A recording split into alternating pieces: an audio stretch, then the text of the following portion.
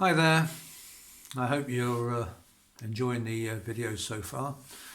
Today's video we're going to be removing the gearbox cross shaft, the shaft that runs between the gearbox and the primary chain to allow the bike to have left-hand gear change as required by American legislation. And then we're going to be removing the oil pump from inside the primary chain case.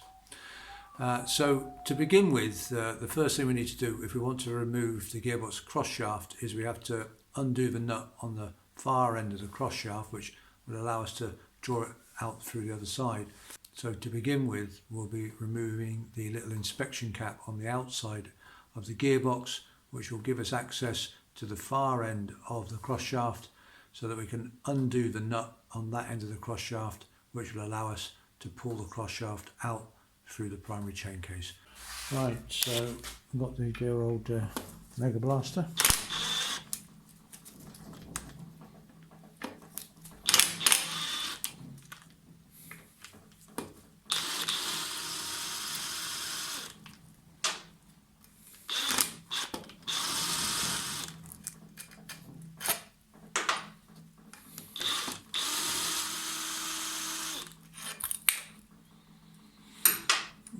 There we go.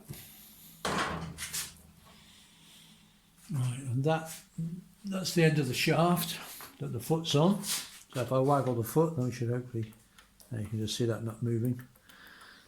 And then it's connected to these jaws to the gearbox, so that enables a left-hand gear change, which is what we call Heath Robinson, but never mind. So rather than move the gearbox and everything, they just left the gearbox on the right and just put a massive shaft across the engine. So to conform with US legislation and put the gearbox on the gear change on the left hand side. And Norton Commando did exactly the same. They had exactly the same sort of shaft going across for the 850 Mark III for the same reason. So we're going to take this nut off, and then that should free the shaft up.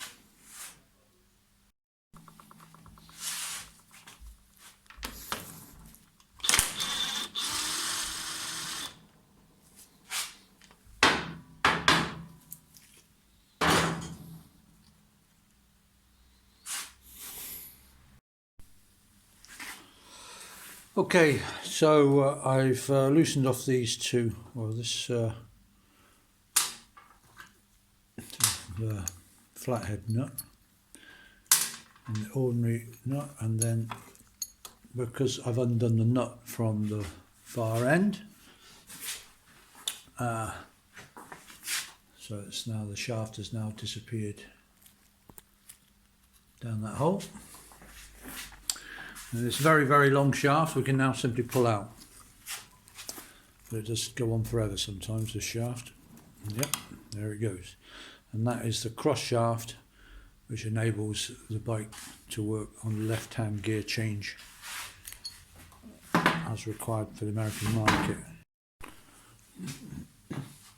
Right, I've taken the block tab off the oil pump sprocket nut.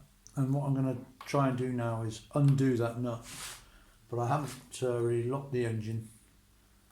But I'm going to see if I can shock it with my. I wonder if I can undo it without locking the engine. We'll find out. Oh, blimey! Well, it virtually fell off. I wonder if there's something wrong with that thread, I don't know. Well, there we go, it virtually fell off. So then, we'll take the idler sprocket off, the drive sprocket off the, or gear rather, off the crankshaft, and then, right, then we've got the actual oil pump sprocket itself. Yeah, we'll have a go at taking the oil pump out. So what I'm going to do is I'll put that nut back on loosely, and then there's these 4 holes, and these 4 holes means that you can see through to the mounting screws for the oil pump behind it. which is why they put the 4 holes there. So let's have a look. I think I'm going to have to take the sprocket off and then get the oil pump out later. See, what you can do, what you should do is remove the 4 mounting screws for the oil pump, and then you can use this sprocket to actually pull the whole pump out.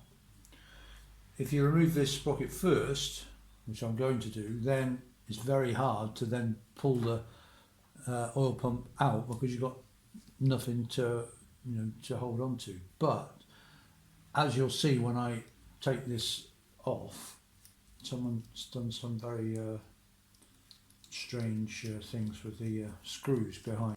Right, I've taken the lock tab off because that sometimes jams, and I'm just going to gently put these tyre levers behind the sprocket very carefully, because of course I'm leaving against the casing, which is never great. Hey, and off she pops. Right.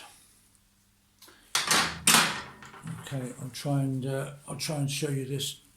Right, here's the problem. Here's the oil pump, and the oil pump is held on with 4 long bolts, and there are 2 long bolts that actually hold the pump itself together. So these 2 bolts with the crosshead on, they are the bolts that actually hold the whole oil pump together, so you want to leave those. And these 4, which are mainly Allen keys, are the 4 that you withdraw, and then the whole pump comes out.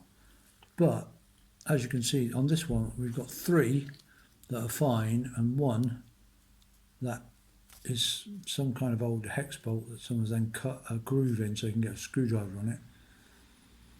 So that's why I didn't want to mess about. For a start, I didn't even know if I could reach it because that head's that much bigger. I don't know if it would come out past the sprocket anyway.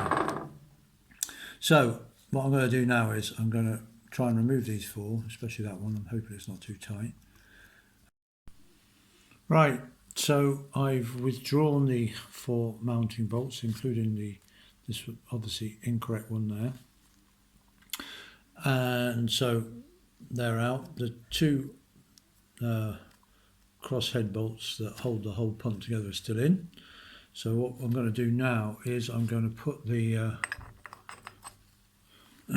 sprocket back on, put the nut back on loosely, and then see if I can use the my tyre wrenches to ease the oil pump out. We'll see. Okay, I've got the sprocket back on. Tyre levers. Let's see if the oil pump wants to play ball and come out. Very good. It does seem to be so doing. Might be a bit of oil comes out with it, that's okay, it does.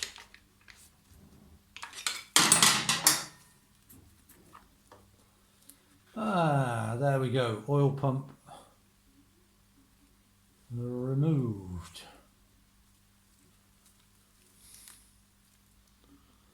I think it's okay. Well, again, inspect it later on. Good. Going to plan at the moment. And just to mention that if you want any more detailed information about what's on the videos, then there is the workshop manual that goes alongside the videos, and that covers restoring the whole bike, not just the engine. And that's available from all good booksellers around the world.